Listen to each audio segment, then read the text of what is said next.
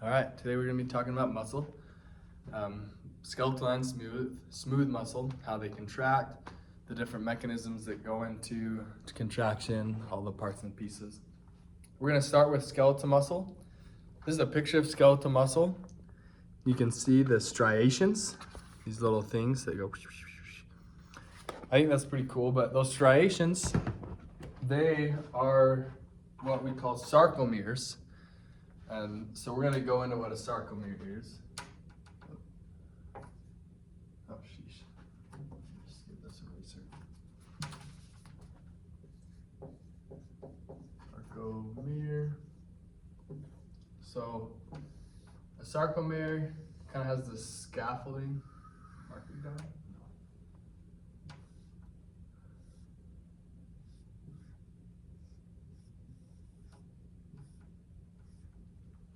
And a sarcomere, everything that goes on in it is how the muscle contracts. We have a Z disc right here. We have titin, which is kind of like a spring, so after it's done contracting, it'll pull that back to normal. And we have nebulin, which is kind of just something that other components will bind onto to create actin, which we'll go into in a bit. This is myosin. And what myosin is, real quick, is,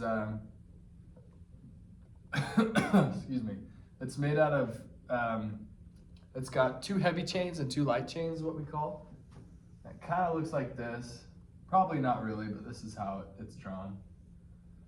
And it has these heads, this hinge point, and a tail, and that's the heavy chains. We have actin binding sites up top here. We also have 4 light chains, an alkali and a regulatory chain. Not super important, but this is myosin. And these will bind to actin, which we'll get into in a bit. And that's what help,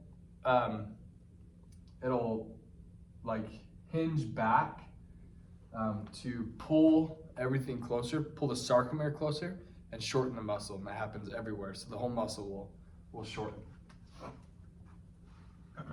So that's myosin. Let's see, let's get into actin. So in actin, we have a G-actin. Little round things, don't really know what they are, but they're a monomer, and we have ATP binding sites that help polymerize these G-actin. And when you get a bunch of them, we call it F-actin or filament actin.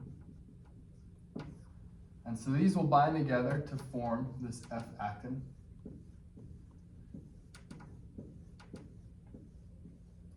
And when they're in a filament like this, there's myosin binding sites that are exposed here when they form.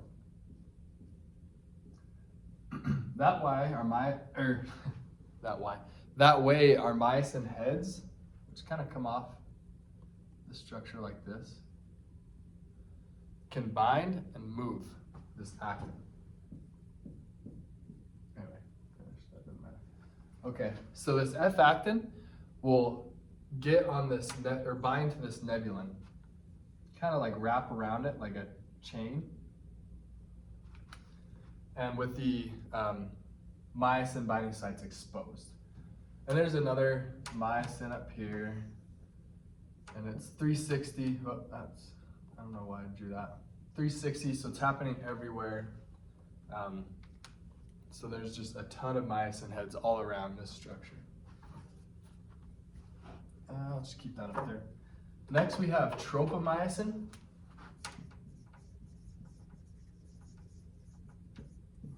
Which is just little strands. And what they do, they block the myosin binding sites on the actin. So we have these little strands. Next, we have troponin. I'm gonna write over here. So, yeah. Troponin. And it's a 3 subunit molecule with different parts we have named TIC. The T subunit binds to the tropomyosin. The I unit binds to the actin, and the C, I'm gonna get over here, the C unit is cool. It has 4 calcium binding sites, 2 low affinity, and 2 high affinity. And so, let me get back over here. The 2 low affinity, the 2 high affinity, it wants calcium, and so it doesn't need a whole lot of calcium to be in there to bind. And so whatever calcium is in there, it'll bind, and that is what holds this molecule together and keep it bound to the tropomyosin. The 2 low affinity binding sites for calcium, super cool. When we have lots of calcium, it'll bind to this low affinity sites, and it'll alter, change the conformation in a way, I don't really know how it works, but it'll pull this tropomyosin away from the actin and expose the actin. So it's really small, obviously it's really small. The way I've drawn it's really small. I hope you can see that. I probably should have drawn it bigger. But we'll get into a little more how that works. But it'll pull this tropomyosin, like I said, exposing the actin. The myosin heads can go up and bind and contract the muscle. So we're going to erase all this now and go into kind of the mechanism of how it all works. So we're going to start with an axon terminal, or a synapse area. I don't know why I drew it in green. I want it in black. We have this gate, a DHP gate, DHP, which is just a calcium voltage gate. And so when we have an electrical signal coming down because of an action potential, it'll depolarize this gate and calcium will flow in. We also have these vesicles. We've talked a lot about this before, but just quick review. With acetylcholine, well, any neurotransmitter really, we're going to use acetylcholine in this instance. And we have snare proteins on the vesicle and the membrane of this axon terminal. Calcium comes and binds to these snare proteins, winding them tight somehow to where the vesicles will fuse onto the membrane. And so these acetylcholine, or neurotransmitters, will flow out. In the muscle cell, it's good enough. So this is the muscle cell. Skeletal muscles have what are called T-tubules, which is like what I drew here. There's a bunch of them. All around, top, side, 360, right? Keep that in mind. Erase this because that looks terrible. And as this neurotransmitter comes out, we have a gate, a ligand-gated channel with an N1 receptor, or nicotinic receptor. Acetylcholine will bind, open that gate, allowing sodium to rush in, cause depolarization. We have all kinds of gates. All kinds of gates here. Sodium voltage gates. And so it'll just keep that signal going. And that depolarization signal will go down this T-tubule, which is really important because in this T-tubule, we have another, I'm gonna draw it differently actually. We have another DHP calcium gate. Sorry, voltage gated calcium channel. And so the signal will come in and this channel will open. But there's a little more to this story. So skeletal muscle only uses intracellular calcium. So it will not use the calcium that's outside of here. But it does play a role. That gate will open, and connected to it, we actually have another gate that connects the T-tubule to the sarcoplasmic reticulum. Inside the sarcoplasmic reticulum, we have a bunch of calcium that wants to leave. And so we have this depolarization, opens this gate, and what happens is when this gate opens, it also opens, kind of draw it like this gate right here, which is called an RYR channel. So we have our calcium gate that opened. And so now calcium wants to flow out, and we want calcium in our sarcoplasm. That's how the sarcomeres will contract and everything works. Calcium does everything in muscle.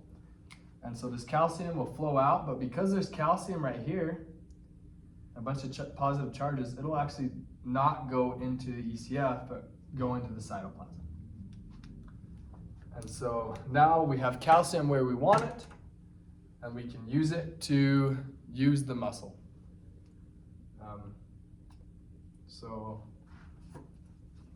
A couple things I missed. We have a protein called let's go down, calsequestrin. I hope I said that right. But basically, all it does is that it keeps calcium closer to this RYR gate, and so it's used better. When it depolarizes, when this depolarizes, this opens, calcium is out here. We also have what are called circopumps.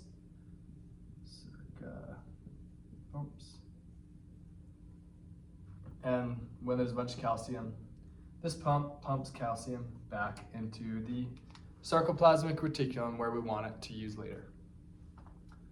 So I'm gonna pause it and erase it and go on. And now we're gonna talk about, try to be quick, how calcium, I erased it, how calcium affects myosin and actin, and the mechanism that helps the muscle contract.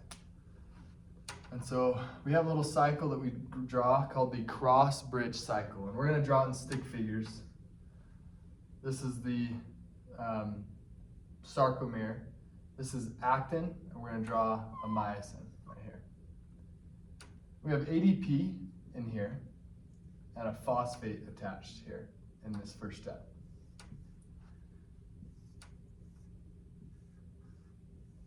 In the second step, we have calcium coming into the cytoplasm. And so this calcium affects this in a way where, remember when I said calcium binded to the low affinity sites to the troponin? Troponin will pull away the tropomyosin and expose the actin, so now the myosin head can bind. When it binds, it releases energy as heat. And this phosphate gets cleaved off. Step 2. And so ADP leaves, and as well as that phosphate. And so when that happens, this phosphate was keeping this myosin head in what we call the cocked position. So we have cocked and uncocked. You still see that? Yeah. Cocked is like this, uncocked is like this. So we were cocked through calcium binding and allowing the myosin head to bind to actin. We now uncock the myosin head. And so it's bound to this actin, and it uncocks. And that pulls the actin closer, and so the sarcomere shrinks. So this is how muscle shortens and contracts. Step 3. Step 4.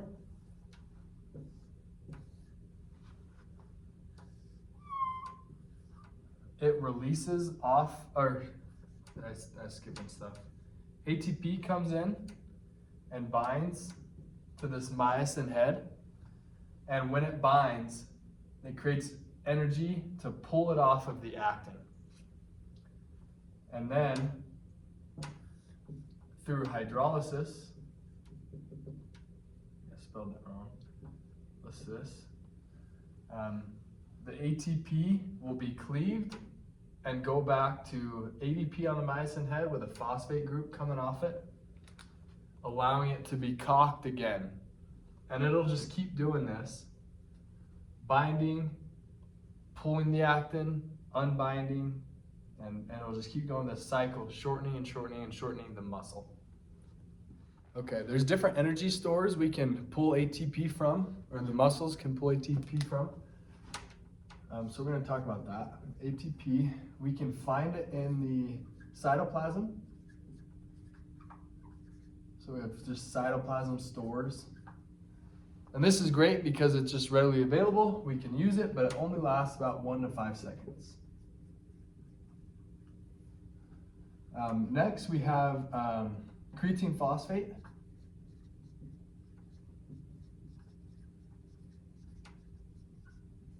And it takes a little more work to use, but it's still super readily available right there. Basically, all we do is we get ADP plus the creatine phosphate. We have this enzyme called creatine kinase, which basically gets this phosphate, puts it on ADP in the simplest way possible to explain that, and we have ATP. And so that's super great, pretty easy to use, it's readily available. A little more work, but that'll only last us about 10 seconds. Let's see that. All right, the next one we have is glycolysis, which is still pretty good. Takes a lot more work, obviously, but still pretty readily available. It's just right there.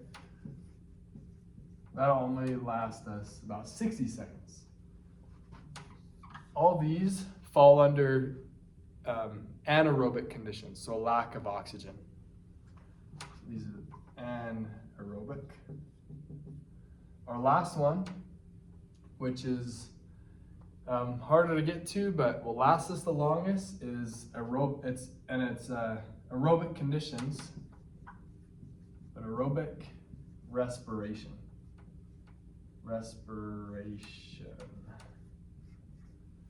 And that's where we have O2, this electron transport chain, O2, mitochondria, put mito, and that'll last us hours or longer.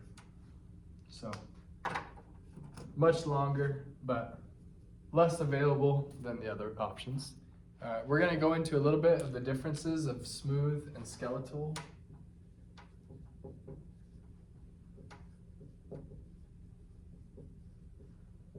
Just some big ones that we talked about in this unit. There's obviously way more differences that I won't cover.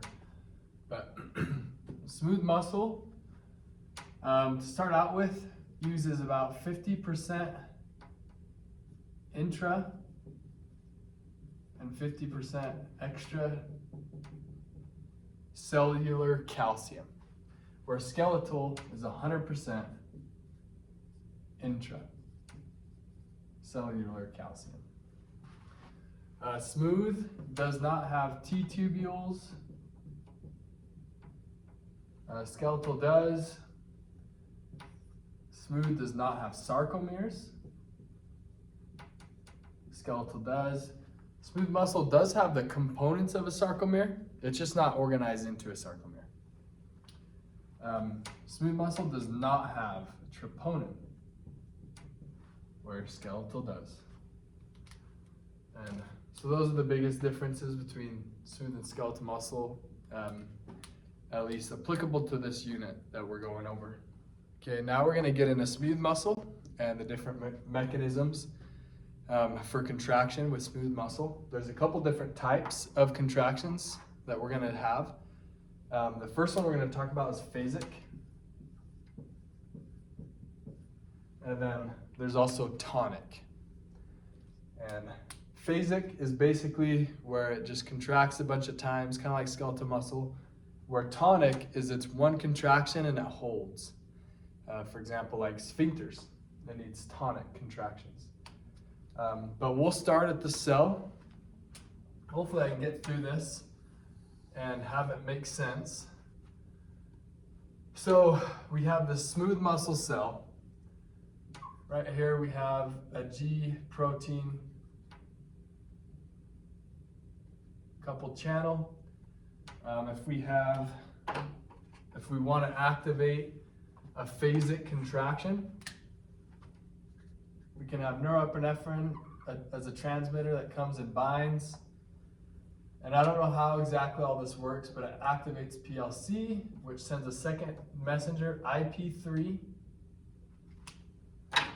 which basically causes the influx of calcium from within, from the sarcoplasmic reticulum. I'm going to draw that, sarcoplasmic, if you can, yeah, you can still see that. Might just be really small, you can see it good. Sarcoplasmic reticulum, there's calcium in here, right? We've already established that.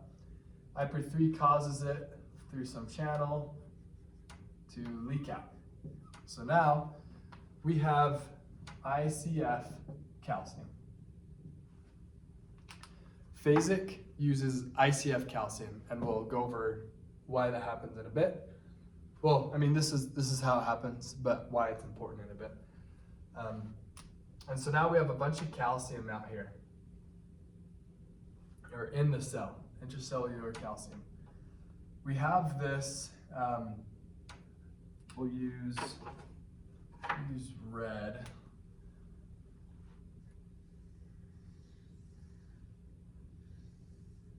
Oh, sheesh.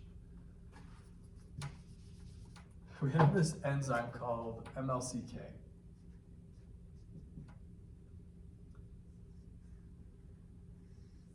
There we go. This is how we drew it in class. I don't know if it actually looks like that, but it helps describe it.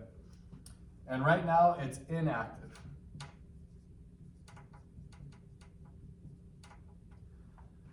But calcium, when there's an influx of calcium, it'll rush in and bind to what's called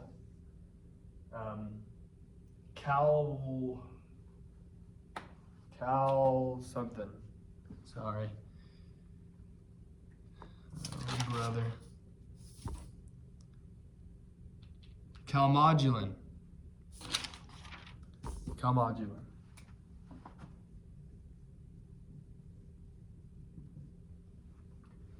Okay.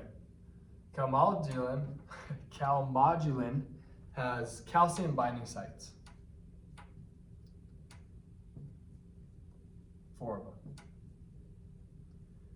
This influx of calcium will come in, bind to this calmodulin. Calmodulin will now bind to the inactive MLCK, myosin light chain kinase, and it'll basically open it up.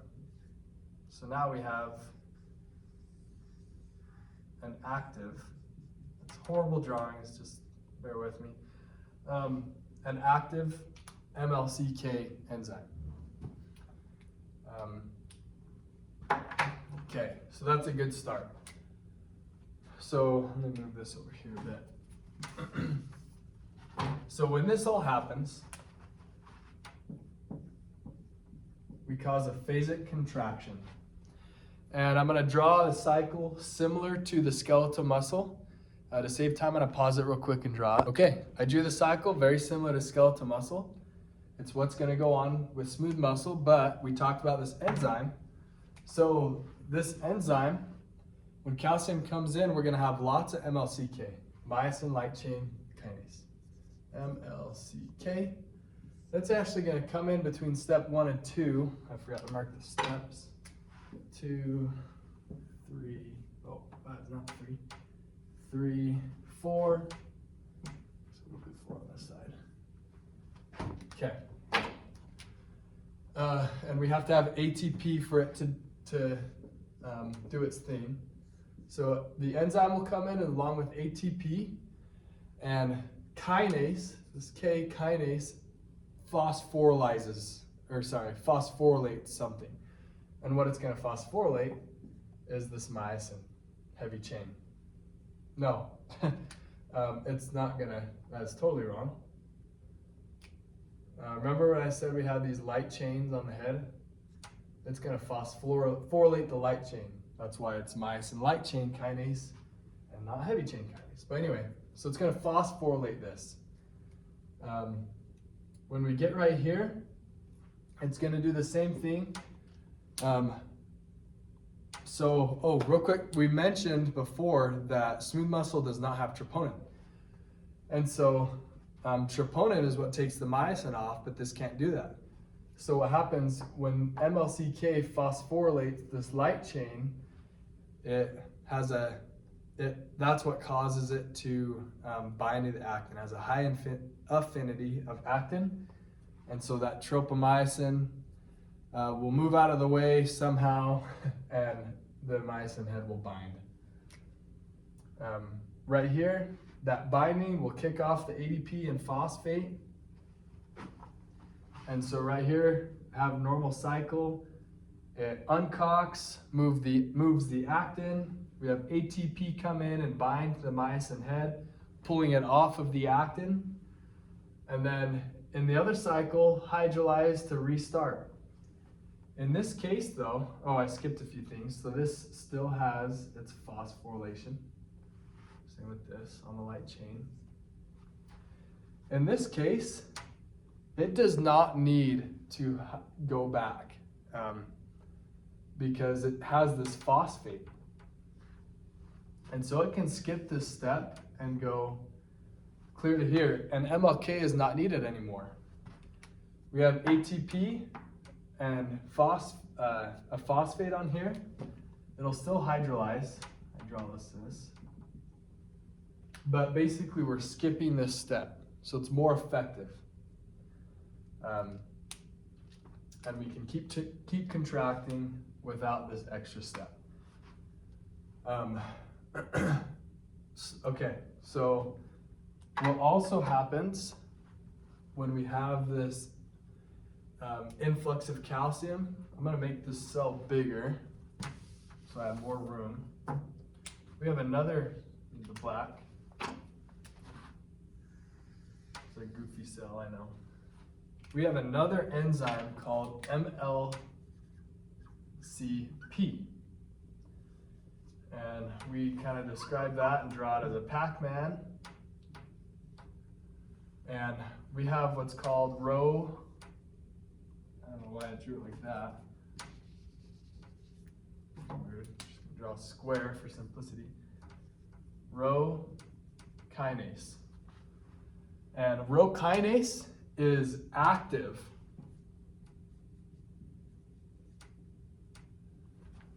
in the absence of calcium. And it's a kinase, so it phosphorylates this MLCP, which is inactive in the absence of calcium. But calcium came in, did its work on the calmodulin and the MLCK, but it's also going to do some work on this rho kinase and inactivate it, which now if it's inactive, it can't work as a kinase and it can't phosphorylate, leaving this MLCP active. And so it can do its work. MLCP is myosin light chain phosphatase. And so what it's going to do, it's going to take off a phosphate group from the myosin light chain. And it's going to do it right here in between these steps.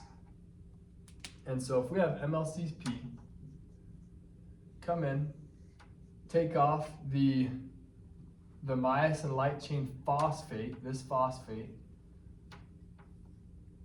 then this is gone and we have to go back to this step. And so it'll stop contracting and have to restart its contraction mechanism. Where this, it didn't have to let go. It could just keep going and contracting. Something to really understand about MLCP, I'm gonna pull this over to get more whiteboard because I don't want to erase all this and have to draw it again. There's a graph we can draw to help us really understand what's going on. So we have norepinephrine bind, affects the sarcoplasmic reticulum, releases calcium. So we have an influx of calcium. And it's going to look like this when it comes from the ICF only. No, we'll get to that later. We, again, have these Circa pumps. Where's my black marker? I have it. Circa pumps. I hope I explained that with skeletal muscle, but it'll pump calcium back in. So we have an influx and it's taken away by these Circa pumps. The MLCK, for some reason, follows that same pattern. Influx of MLCK and will go away. And so that's why, as we see an influx of calcium and it starts that cycle, we have MLCK right up with it in that first step. MLCP, though, will be a little slower, and MLCP kind of looks like this. Let's label these real quick. So MLCP, MLCK, because we're going to draw a different graph later on the tonic phase, and this is just calcium. And so we have a slower buildup, and it is going to build up a little bit, but that's why we see it later, and it'll stop contraction. Okay, so that's phasic. I'm going to pause it and erase stuff and restart and start on phasic, or sorry, tonic. Okay, we're going to talk about tonic now. Okay, so tonic happens a little bit different. Like I mentioned before, tonic is when we want to hold a contraction. Like a sphincter, we want to just hold there a long time. And so to save time, I drew these before I started the video up again. We have a voltage calcium gated channel, mechanically gated calcium channel, and a ligand gated calcium channel. And this will introduce extracellular calcium into the cell. And so that's a big thing about tonic. It uses ICF and ECF calcium to do its thing. And so this is a mechanically gated, can be like stretch. So if we have a voltage stimulus or stretch stimulus or ligand, we'll have an influx of calcium. And it will be more than what we have with just the ICF. And we also have a little pump here that pumps calcium back out and sodium, that's bad sodium back in. So it'll get regular again. But it's important to know that we have a sustained amount of calcium going into the cell. And so actually going back to this graph, again, if I can do it, yep. We'll erase this.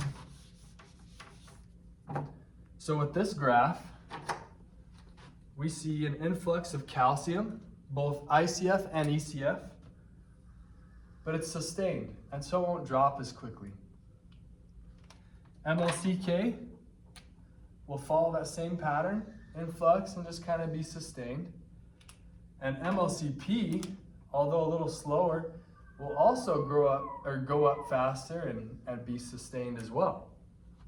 And so we'll have more MLCP in this cycle. And so we're going to go back to the cycle that I've drawn. Okay, so very similar. Good marker. That's a good one. Okay. we have, so remember the graph, we have MLCK coming in, back this up a bit, just like on phasic.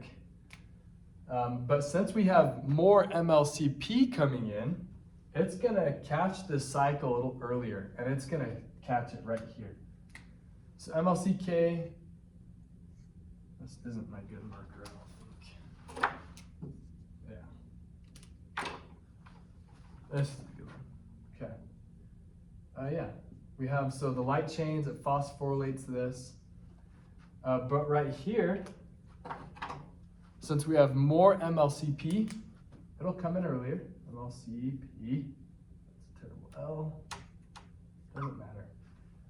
It'll come in and take that phosphate off early. And so here we're left with no phosphate. And so it uncocks, contracts the muscle. Oh, this needs to change as well. That's what I mean.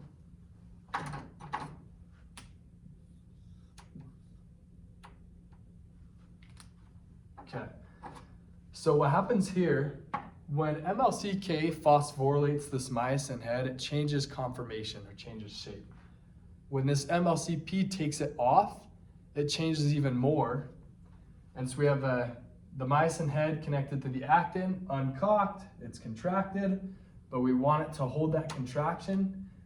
And ATP will not bind here. ATP will not bind to this because it's changed conformation so much. Because of this phosphate and it being taken off, it just does something to the myosin head where ATP, well, it has a harder time binding. And so eventually it will, but we get what is called this static phase. Let me double check that actually. Is that what it's called? I'm sorry, not static. Latch phase. And so this, because ATP can't bind, ATP can't bind, the myosin head will never let go, so it'll stay contracted. And we get this latch phase. And it'll take a while before it lets go and restarts the process. Okay, we're gonna take a closer look into a muscle fiber. It's really bad muscle fiber. It's a little better. We have these fibers throughout the muscle that are called extrafusal fibers.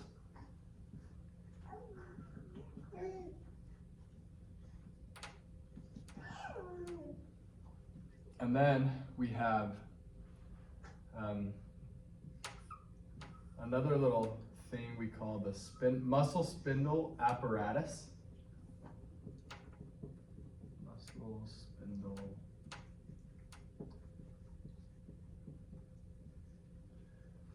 And we'll blow this up in a bit. We have these fibers here, and they're called intrafusal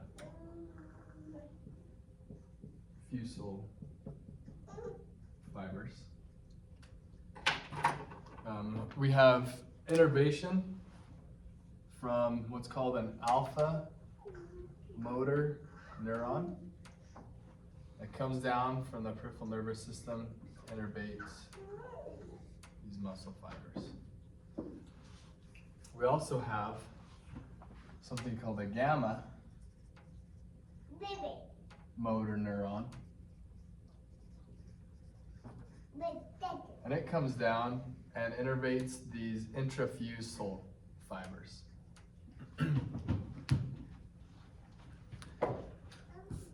And then in this muscle spindle apparatus, we have sensory neurons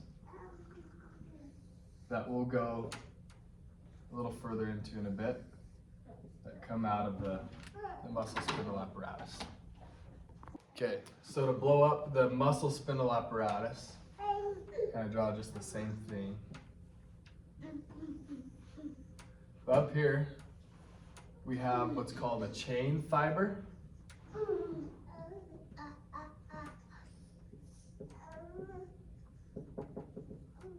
And we also have what's called a bag fiber. And it's a little wider, has a lot more room.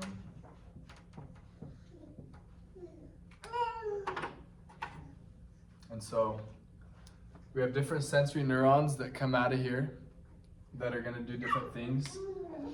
For the bag fiber, a sensory neuron that comes out, it's called a type 1A fiber. And on the type 1A neuron. On the chain fiber, we have type 2A neuron. Almost forgot, we also have motor neurons that innervate each of them. What innervates the bag fiber is a dynamic motor neuron. And then what innervates the chain fiber is static motor neuron.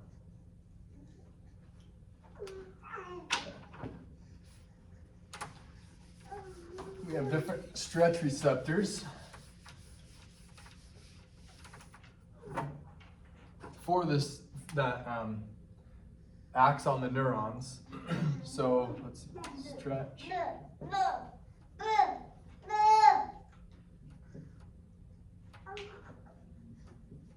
Receptors.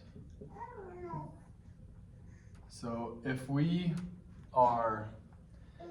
let's say we go with the bicep, if it stretches and starts to move, if there's movement in the stretch,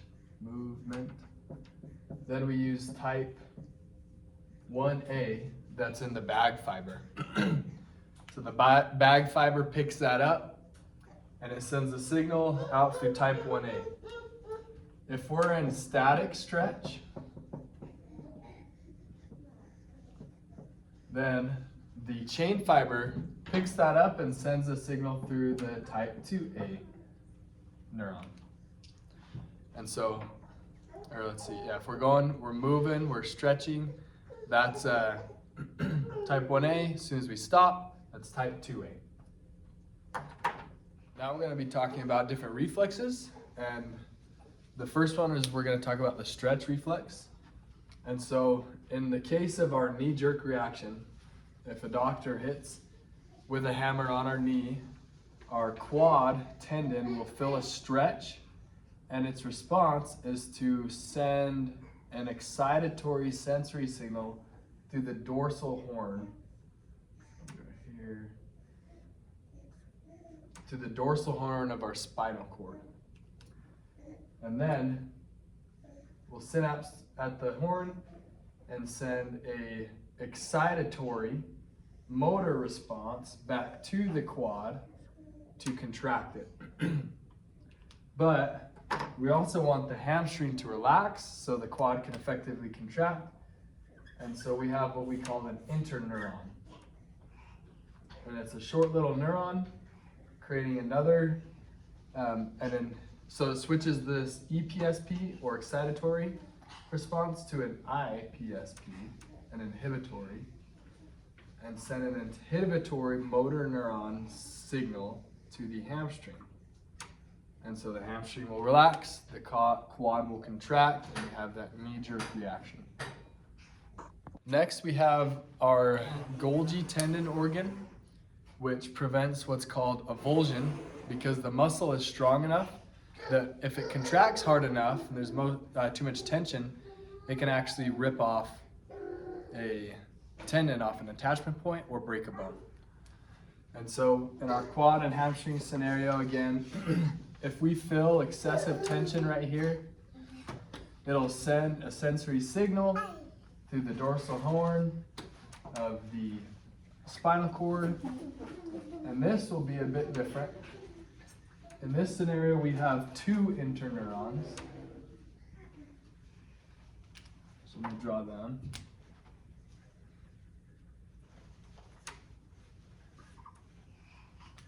One will be inhibitory and one will be excitatory. And so the inhibitory will go and actually go up to the quad because we have too much tension, so we want the quad to not contract. We want it to relax.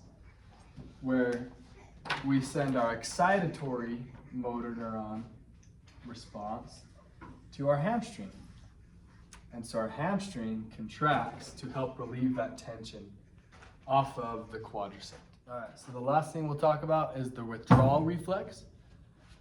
I've left a couple things up here because it's pretty similar to the last one we talked about. I've drawn a foot and a tack. If we step on this tack, and we have in our body something called nociceptors or pain receptors.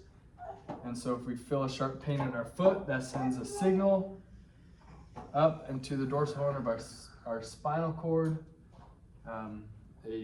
a pain signal, right? And it'll synapse, and it will, like the other one, cause an excitatory interneuron to send a signal for our agonist muscle or flexor muscle to contract. And so if you step on a tack, this will contract and it'll move your leg up. It also sends an inhibitory signal. Oh, this is wrong. Actually, this is an interneuron. Send an inhibitory signal to the quadricep to relax so this can contract. And that is withdrawal reflexes. And that is everything that has to do with our muscles.